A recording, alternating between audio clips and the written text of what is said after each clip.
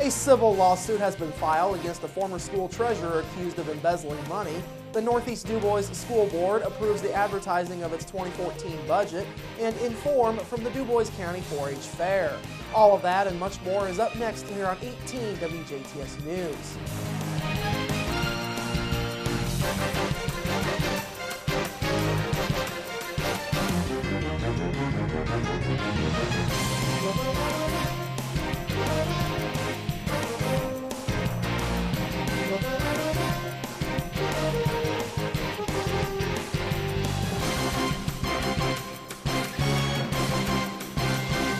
Hello, I'm Bradford Raths. In your news, a civil suit was filed late last week in Spencer Circuit Court by the Indiana Attorney General's Office and North Spencer School Corporation against a former Heritage Hills High School and Middle School extracurricular treasurer who is believed to have embezzled funds from the corporation.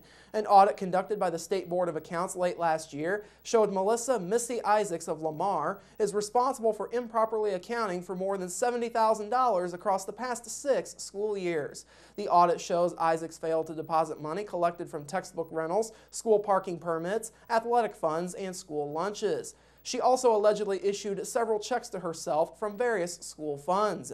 The corporation is looking to recover $71,923 from Isaacs to reimburse the school corporation for the missing deposits, along with $34,134 to pay for the cost of conducting the audit.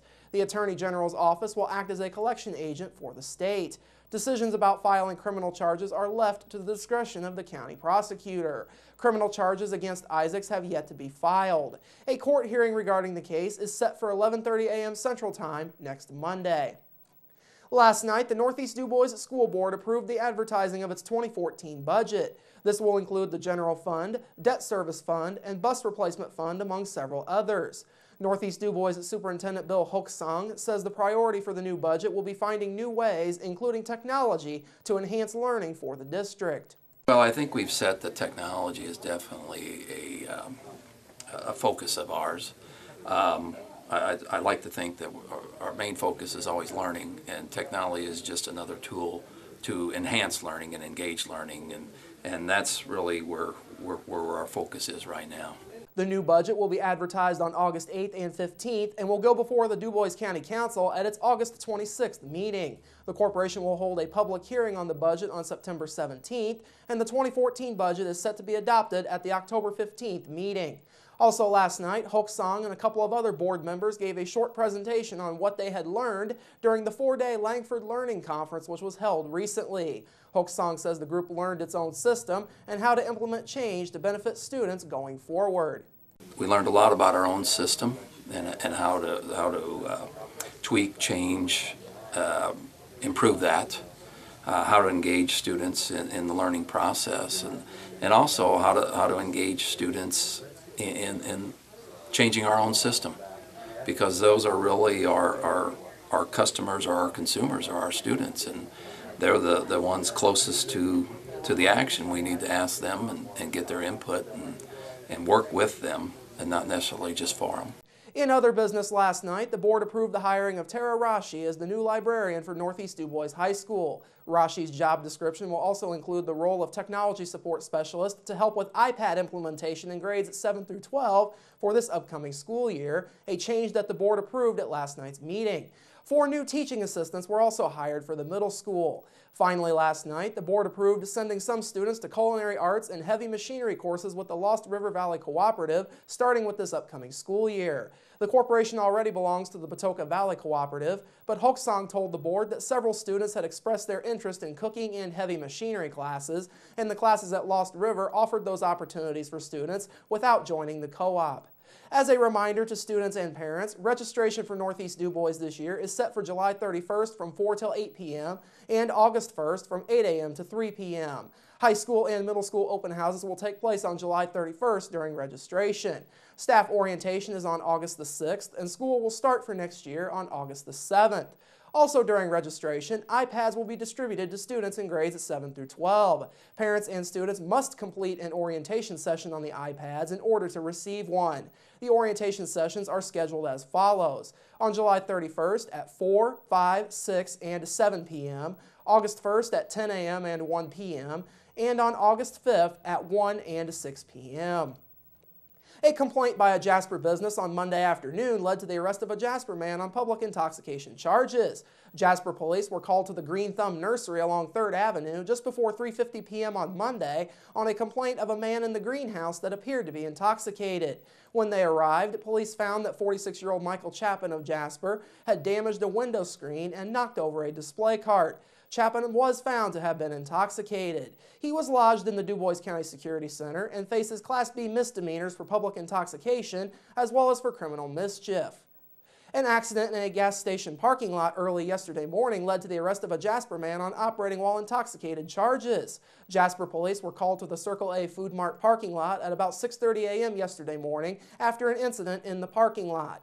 Police say 60-year-old Richard Cox had parked his vehicle to go inside the gas station. However, he forgot to put his vehicle in park and ignored a warning shout from a witness at the scene. His car rolled into the bumper of a parked vehicle owned by Charles Bundy of French Lick.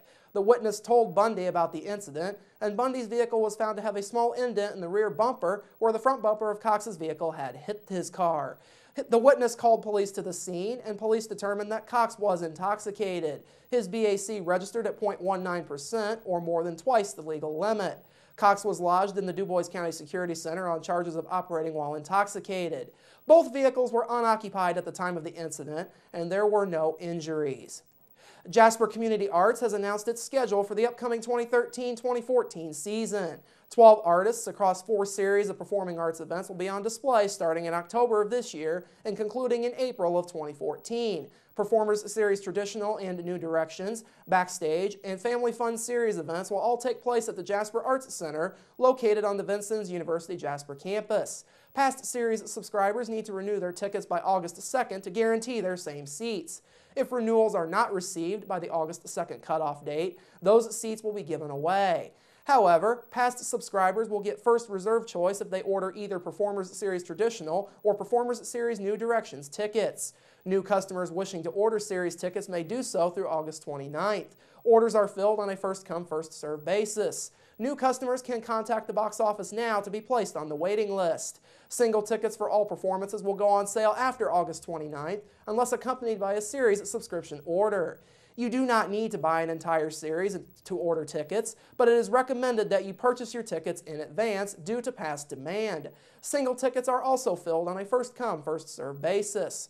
Customers can buy all 4 series with all 12 performances for $225 for adult tickets, $210 for senior tickets, and $150 for student and child tickets. You can also buy a single series or get a 15% discount on a 20-person or more group purchase. This season's highlightable performances in each series include, in the Performers Traditional Series, the On Trio, which will perform on October 25th, the Performers Series New Directions, Clint Black, who will perform on November 10th, Backstage Series, Grace Kelly Quintet on January 17th, and in the Family Fun Series, Charlotte's Web, which will be showcased on February 22nd. Tickets can be purchased by stopping by the JCA office on College Avenue, which is open from 9 till 5 p.m. on Monday through Friday, by mail using the order form inside of the season guide, by fax. Credit card orders for Visa and MasterCard are accepted by fax, and by phone at 482-3070. More information is available on the JCA website at jasperarts.org. The bridge replacement project is continuing along Schnellville Road on the southeast side of Jasper. DuBois County Highway Superintendent Steve Berg says the bridge had deteriorated over the years and it was time to completely redo the bridge. He says progress has been smooth up to this point with the project. It's running well, a little bit ahead of schedule. I think we were planning on having it done by September. It looks like we're running a little early. Dirt work has still got to go on yet. Right now they're doing form work for the deck and everything. Everything's going pretty good right now.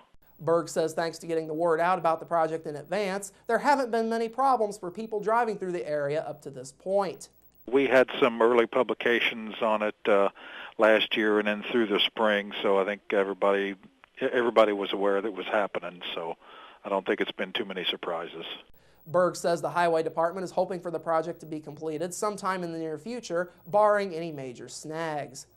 Tomorrow marks the kickoff event for the DuBois and Pike County March of Babies. 2013 March for Babies Chair Melissa Hayfeely says the kickoff is the place for people who wish to be involved with the march to get their start. That is the place to go with your family and friends, with your coworkers, to learn how to get your team started, learn what the March of Dimes does and about their history and their mission. So that is our kickoff dinner, and then in October we will have our actual walk, October 13th at Alumni Stadium, and that's where we come together, we end all of our fundraising, and we walk for the babies. March of Dimes Division Director Mike Ball says premature births are an increasing problem, and the group is interested in helping to alleviate this problem. 1 in 8 babies are born premature every year, and that is a real problem, a rise in prematurity. The March of Dimes is also about all birth defects, but prematurity is a cause right now that we're passionate about because it's the #1 cause of mortality for a baby before their first birthday. The kickoff is scheduled to start at 6 p.m. tomorrow evening at the Jasper Moose Family Center number 1175 in Jasper. This year's March for Babies walk is set for October 13th. To register for the walk, you can go to marchofbabies.org. This year marks the 75th anniversary for the March of Dimes organization. Coming up after the break, sunshine and hot weather continues for the rest of this week in your local forecast, sports with Kurt Guxell, and Inform at the DuBois County 4-H Fair. That's all up next here on 18 WJTS News. Local people watching local people.